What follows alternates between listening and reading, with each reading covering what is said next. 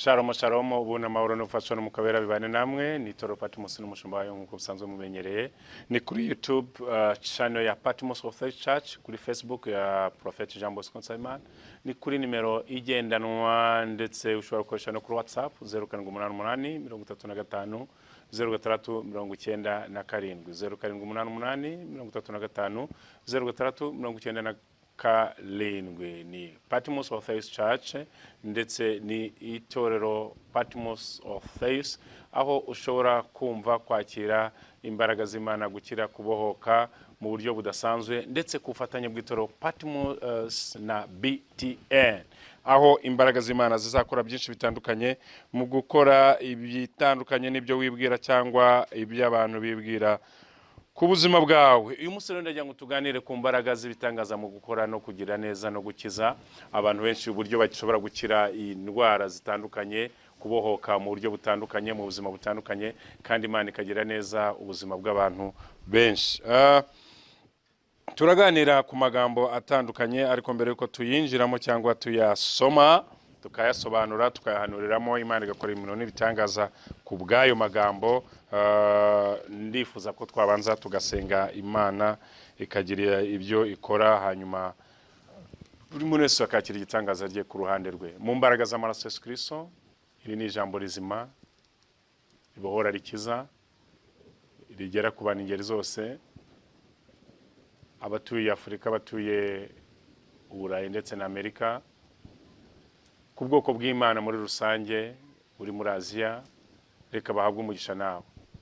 Ciye bugufi kugira ngo imigisha yawe igere ku bari barwaye, abari barushye, abari baremerewe, bakira igitangaza gikora imirimo n'ibitangaza ku buzima bwa benshi, uko ubishaka nuko ushima, mu izina rya Yesu Kristo umwami wacu, amen. Birashoboka rero kudukurikiranye uri mu ntara y'Amajyepfo, Amajyaruguru, Iburasira bwaryo, Uburengera bwaryo, ndetse uri mu bice bitandukanye by'iyi si, uri mu murwa mukuru wa Kigali. Reka Imana ikugereho, igukoreho, kandi ikore igikomeye ku buzima bwawe n'ubw'abawe. Tugiye gusoma ijambo dusanga mu gitabo cya kabiri cy'Abami, igice cyaho cya kabiri, umurongo wa 19. Igitabo cya kabiri cy'Abami, igice cyaho cya kabiri, umurongo waho wa 19. Hari amagambo avuze ngo, bukeye abanyamudugudu baho babwira Elisa bati, dore uyu mudugudu uburyo uri heza nk'uko ubireba databuja, ariko amazi yaho ni mabi, kandi muri iki gihugu imyaka yaho irarumba. Aravuga ati, nimunzanire imperezo nshya, muyishyiremo umunyu. Nuko barayimuzanira. Asohoka ajya ku isoko y'amazi, amishamo umunyu. Aravuga ati, Uwiteka aravuze ngo, ahumanuye aya mazi ntabwo azongera kwicana cyangwa kurumbya. Nuko amazi arahumanuka na bugingo n'ubu nk'uko Elisa yabivuze. Bukeye avayo ajya i Beteli. Akiri mu nzira azamuka, haza abahungu bavuye mu mudugudu, baramuseka, baramubwira ati, zamuka wa munyaruhara we, zamuka wa munyaruhara we, zamuka wa munyaruhara we. Arakebuka arabareba, arabavuma mu izina ry'Uwiteka. Nuko haza idubu ebyiri z'ingore zivuye mu ishyamba, zitemagura abahungu 42 bo muri bo. Ngaye magambo tugiye kuganira mu gihe cyose ndamara imbere yanyu kuri BTN ndetse no kuri televizeri zanyu cyangwa kuri YouTube, aho muri hose igihe cyose muzamwumva ijambo ry'Imana. Uyu Elisa ni umwe mu bakozi b'Imana babanye na Eliya. Eliya nawe akaba umwe mu bakozi b'Imana bakoreshejwe imirimo ikomeye, aho yareze umukozi w'Imana Elisa amuzamura mu mavuta mu buryo budasanzwe, ndetse Bibiliya iravuga ngo mu gihe yaravuye mu isi cyangwa azamuwe ajya mu ijuru mu yindi mikorere y'ubumana, yakiye imirimo ikomeye y'ibitangaza by'Imana. Bibiliya iravuga ngo muri icyo gihe arimo agera mu mudugudu. Uwo mudugudu yagezemo hari abantu b'Imana, cyangwa se hari ibintu bitandukanye yakiriye, byari message yari baremereye. Birakwiye neza ko mu buzima waba urimo bukomeye, bukugoye, bukugose, ukwiye kwakira message y'umuhanuzi w'Imana. Iyo message ikabasha gufungura, gutanga igisubizo cy'icyo wari ukeneye. umva ibintu bibiri byantangaje. Ngo icya mbere baramusanze, hari ugusanga umuhanuzi w'Imana. Icya kabiri bamubwira ikibazo, hari ukubwira umukozi w'Imana ikibazo ufite. Baramubwira ngo databuja, uyu mudugudu ni mwiza, uteye neza, ariko hari ikibazo. Amazi yaho arasharira, yarica, ameze nabi. Icya kabiri kiyongera mu byo tukubwiye, nuko dukeneye igitangaza kiguturutseho, kuko twarakumvishe turakumenya. Uwiteka akora igitangaza cyaturuka muri nge, cyaturuka mu ijambo ry'Imana, kibohore, gisenye, gitwike, kirimbure, gikureho imigambi yose y'umwanzi, haboneka igisubizo cy'ikibazo wari ufite. Niki gitumye ugaragara neza, ntubashe gukora ibyatuma unezerwa? Hari igihe umuntu agaragara neza ari umukobwa, ntabashe gushakwa. Hari igihe umuntu agaragara neza ari umuhungu, ntabashe gushaka. Hari n'ikindi gihe umuntu aba afite ubwenge n'ubumenyi, ubushobozi, imikorere, ibyiza byose abyiyumvamo yabigeraho, ariko hakabura igisubizo cy'ibyo bintu byose. Wakora iki uri muri icyo gihe? Ukeneye imbaraga z'uwasigiwe, zufite izo mpano, kugira ngo agire icyo akugezaho kibashe gufungura, gusenya, gukubita hasi ibyishyiraga hejuru kukurwanya. Yewe mwene data, uyu ni umwaka mushya dutangiye, dukwiye gutangirana n'ibyiza. Ibyiza twabikora byatuma dutangirana n'uyu mwaka mushya. Twabikura mu masengesho, twabikura mu kwizera, twabikura mu byiringiro, twabikura mu kwegera Imana, twabikura mu gukomera, twabikura mu byishimo by'Uwiteka Imana by'ibyo yatuvuzeho, kandi bigasohoza umugambi wayo. Niki kikunanisha? Hari abantu bananizwe nuko batinze mu bigeragezo bitandukanye, bakurikije igihe babimariyemo, bakurikije ibyo bahuriyemo nabyo.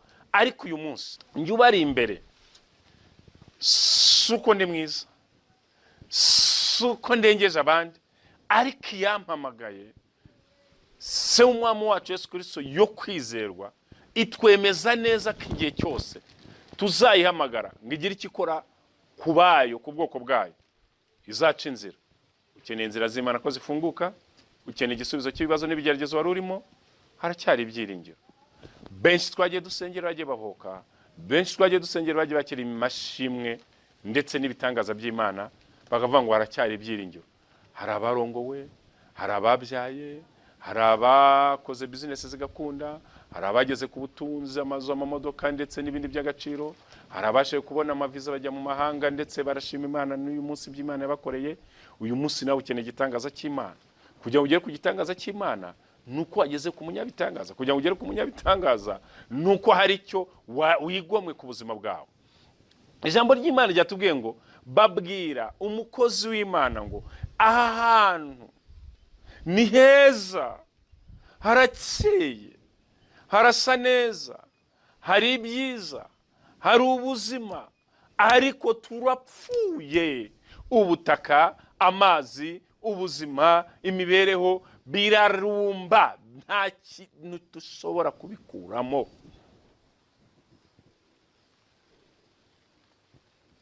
Hari igihe umuntu yireba hirya no hino akavuga ati si umaze iki ku isi, sininjiza ubutunzi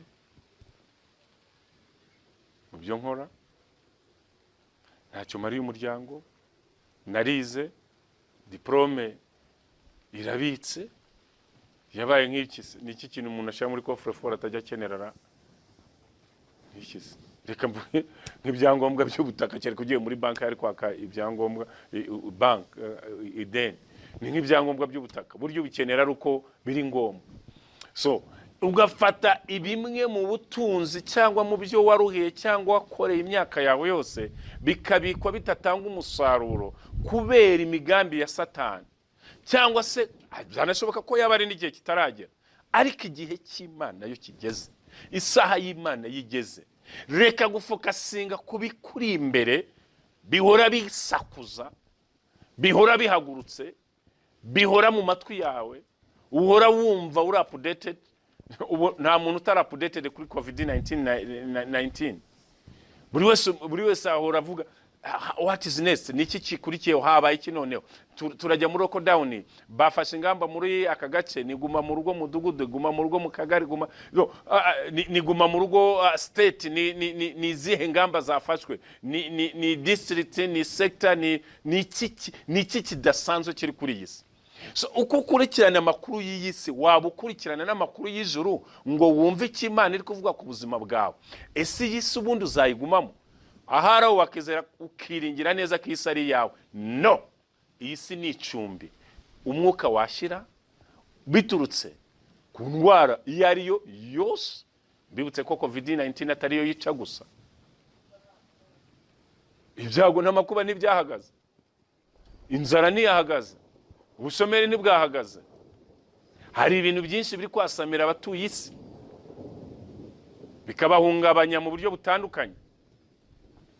Ariko ndagira ngo ubwenge haracyari ibyiringiro ko imbaraga z'Imana ziri mu mutware w'Imana n'ubutsinzi bw'Imana ashobora kubohora ubugingo bwawe n'ubuzima bwawe n'imibereho yawe, akaboneka ubutabazi.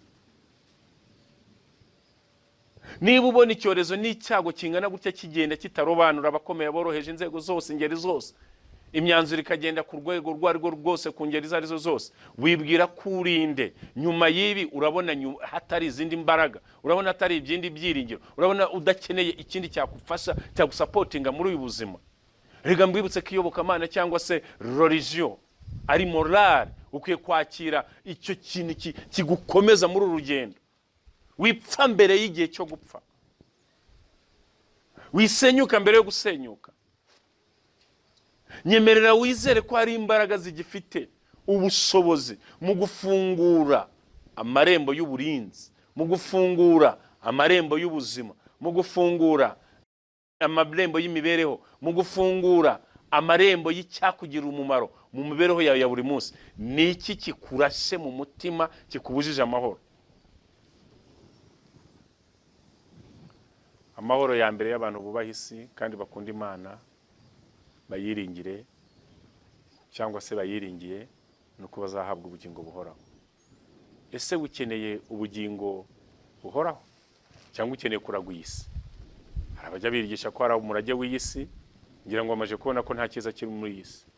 Hari abajya bigisha ari bo twebwe ubugingo buhoraho, ngira ngo ndababwira ngo utifuje ubugingo buhoraho nta kindi wifuza.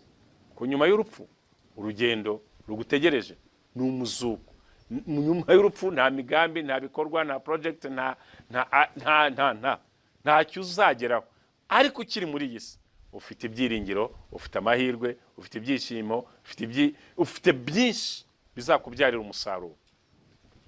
Kugira ngo ugere muri uwo mugabane w'ubutsinzi n'ubyiza, hari ukwakira Kristo Yesu, hari ukumwizera, hari ukumukorera, hari ukumugumamo, hari ukumubona nk'urufunguzo cyangwa nk'ubuzima bw'iteka. Nshuti yanjye, njyewe ukuri imbere mfite ibyo ndwana nabyo, mfite ibyo nkeneye, mfite ibimpangayikishije, mfite ibyo nshaka. Ariko nanone sinakwemerera ko umwijima w'icuraburindi, ibyaha, ibyago, amagorwa, amakuba, intambara, indwara, ibyorezo bikwizingiraho nurangiza ngo heranwe nabyo. Byange bivuga ngo nzabaho, sinzapfa nzarama. Haracyari ibyiringiro shingiye ku by'Imana yamvuzeho. Ezekiel yarabivuze, ba Dawidi barabivuze, ba Yosefu barabivuze, n'abandi batubanjirije bahamije gukora kw'Imana. Nanjye ubihamya ko harakiri ibyiringiro kuko Imana yakora imirimo n'ibitangaza. Ndemeza ntashidikanya ko ibyiringiro by'Uwiteka ari ukuzatuzamurana n'abera, akaduha ibyishimo, akaduha imbaraga, akaduha gukomera, akaduha gutera imbere. Ndakwinginze mwene data, izera Imana isumba byose, kuko hari benshi Imana igiye ibohora, hari benshi Imana igiye ikiza. Uraza kubibona mu kanya mu mashusho atandukanye Imana yagiye ikorera imirimo n'ibitangaza, kandi uraza gushima Imana. Twagiye aho Imana yakora imirimo n'ibitangaza, nawe ukabireba, ibohora, ikiza, ivugana nabo mu izina rya Yesu. Amen. Yesu akira kumva ijwi ry'Imana, akira umugisha uvuye ku Uwiteka. Ndumva Imana imbwira ngo itanze akazi ku bantu 77. Ndumva ijwi ry'Imana rimbwira ngo mu minsi 3 hari amashimwe aremwe ku bantu bari aha ngaha mu buryo butandukanye. Iyi amena ntiwago ndemezanya nawe. kandi Imana irambwiye ngo mbere y'uko uku kwezi kurangira hari abantu bagiye kwambuka amahanga bagendeye mu ndege. Ni ibintu byihuse, bivuze ngo ni mu minsi 15 Uwiteka yitamuruye ku buzima bw'umuntu wari witeguye urugendo. Data arambwiye ngo arafunguye, akira kugenda, akira kwambuka, funguye ingendo. Ambasade uzageramo yose uzasange bimeze très nindivuze ngo amena. Hari umuntu wari urwaye indwara yo kuva Uwiteka Imana arambwiye ngo icyo cyago kirakabye. Ngo waje kwiringira imbere gato, zamura ibiganza byawe. Inda yawe yaziritswe na Satani, nta ndwara urwaye, nta n'imbwa barwaye, ahubwo wararuze. Satani yafashe inzira zose zanyura mu mwana, arafunga. Mutunga ibiganza byawe Selibateri cyangwa Mariye, uyu mwana abona umwana musa. Nako ni umubyeyi. Satani rekura muri iyi, rekura ubuzima bwe. Aho wamurogesheje ni kure cyane, ariko Imana ibera bose cyane. Yesu mukura ahantu azirikiwe, mukura ahantu azirikiwe, mukura ahantu azirikiwe, mukura ahantu azirikiwe. Iyi nda tuyikuyeho yazirikiwe. Uyu mwana waraza aramubyara, aramubyara, aramubyara, aramubyara, aramubyara, aramubyara, aramubyara, aramubyara, aramubyara, aramubyara, aramubyara. Nohereza umuriro w'Imana muri iyi. Mwabibonye? So iyi nda ibintu bayikoreye, umenye uyu muntu wahita umwatura w'urupfu, kandi ntabwo musiga amara amasuye umunsi. Natavamo ijisho araba akajorite, nataba akajorite apfa. Umurozi apfe ntapfe. Wumvise ko batangiye kugukatira? Apfe ntapfe. Mbona afite n'amahane mbese. Wasize ubuzima bwe. Ubuzima bwe buri. Ubuzima bw'umwana w'Imana wabusize. Iyi nda dukuyemo abazimu, dukuyemo abazimu, usohoka, umva umuriro. Iyo ni operasiyo mu nda. Umva umuriro mu nda, umva umuriro mu nda. Ndabohora, ndazingura, ndabohora, ndazingura, ndabohora, ndazingura. Muri iyi nda ndazinguye, muri iyi nda ndabohora, muri iyi nda ndazinguye, muri iyi nda ndabohora. Umva umuriro, umva umuriro. Iki kiganza natunze kuri iyi nda ni umuriro ndi koherezamo, ni umuriro uri gukora operasiyo. Urarekura nturekura. Umva umuriro, umva umuriro w'amaraso Yesu. Iki kiganza Yesu yagendiye umuriro.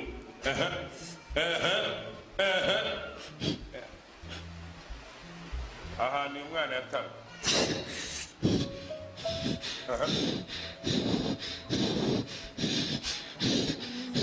Harimo Abatanzaniya, mugende. Abakongo musohoke. Izo mu mazi zivemo. Izigendera mu nyamaswa mugende.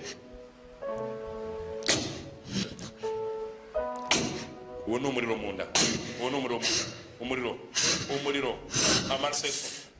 Umuriro, amaraso Yesu. Soka. Aha ntabwo bahakinira. Wabyumvise? Ani muri fire. Kuramo, kuramo, kuramo, kuramo. Arabyara, arabyara, araheka, arabyara, araheka.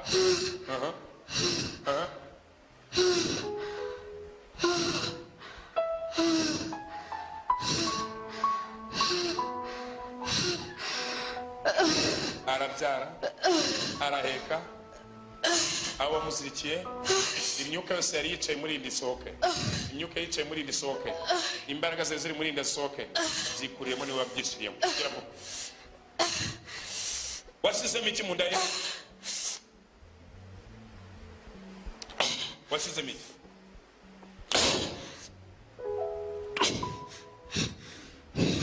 Fara wasizemo iki?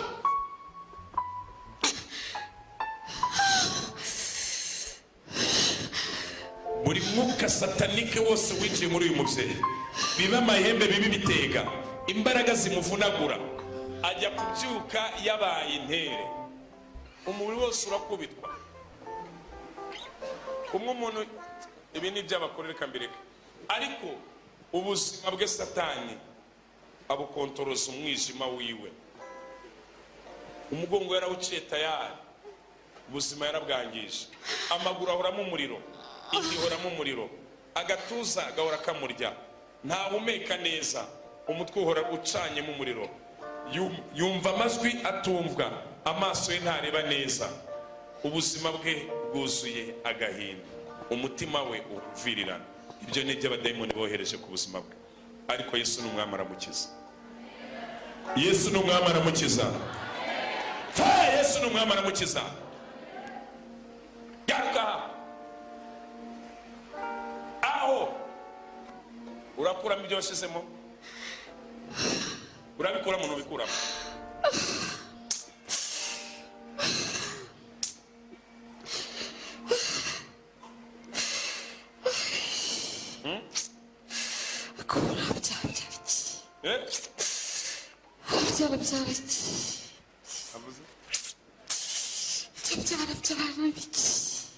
Ntabwo ushaka byara kubera iki?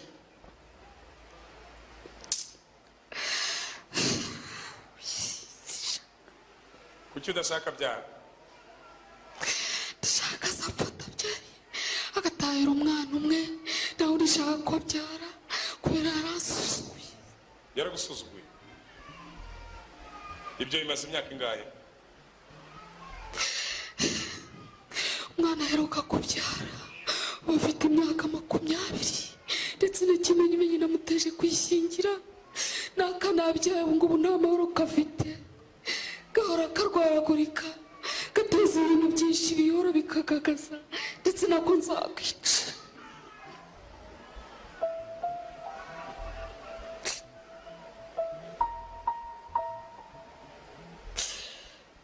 Wowe bikora urinde?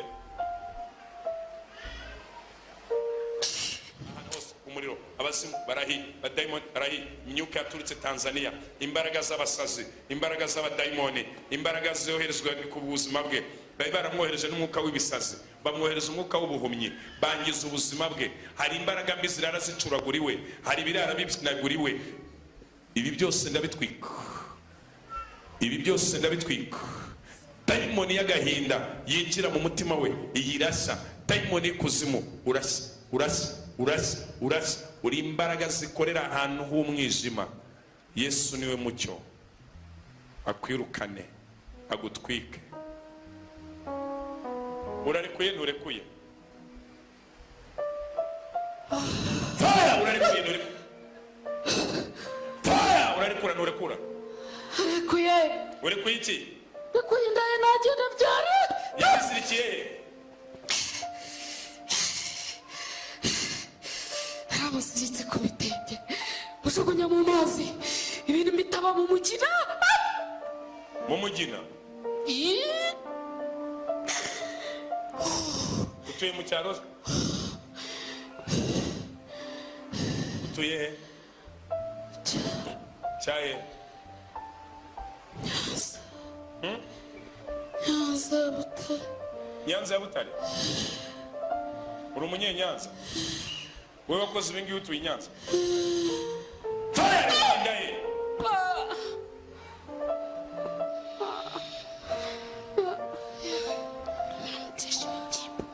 Aya harimo ibibyimba? Harimo bingahe? Harimo 3. Bivemo nona. Ibibyimba byose bivemo. Nona mbona ikimenyetso ko birangiyemo. Bivemo. Bisohoke. Bisohoke. Ibi bibyimba aho byari biri muri trompe, muri matrice, bisohoke. Bisohoke. Aha nona aha. Bisohokemo. Bisohokemo. Bisohokemo. Bisohokemo. Bisohokemo. Bisohokemo. Ikiganza cy'amaraso Yesu cyakozeyo. Abadayimoni barahiye. Barahiye. Barahiye. Ibibyimba 3 bye byatumye adatwita. Ngibyo birahiye. Ngibyo birahiye. Amaraso Yesu Kristo nibiva kuri Satani ndabyirukanye. Operasiyo y'ijuru yatangiye.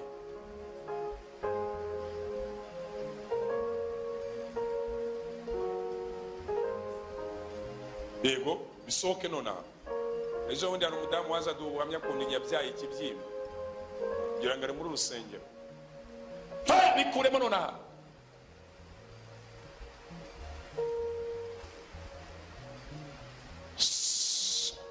uvuze iki ubwo? ndagiye Hehe. nsubiye iwacu iyo navuye. Wapfuye? ndamuretse dore igihe yahereye anzanira ngaha mu rwika Akuzana he? mu rwika bahora baneza ndarekeye nagenda byari dore ndashaje ntacyo ndwana.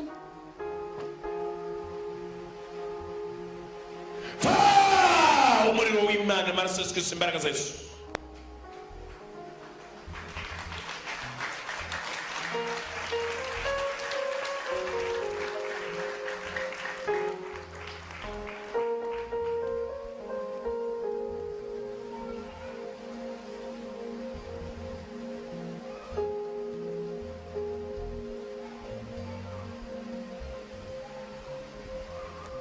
Ada.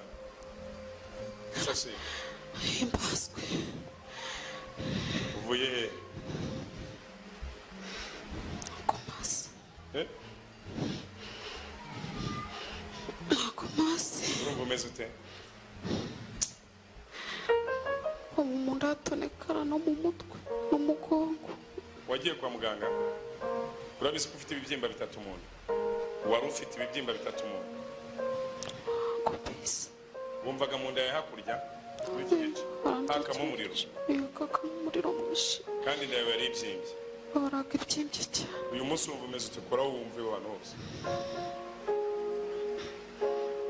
ntakibabara ndumva ntakibabara sinzi uko byagenze.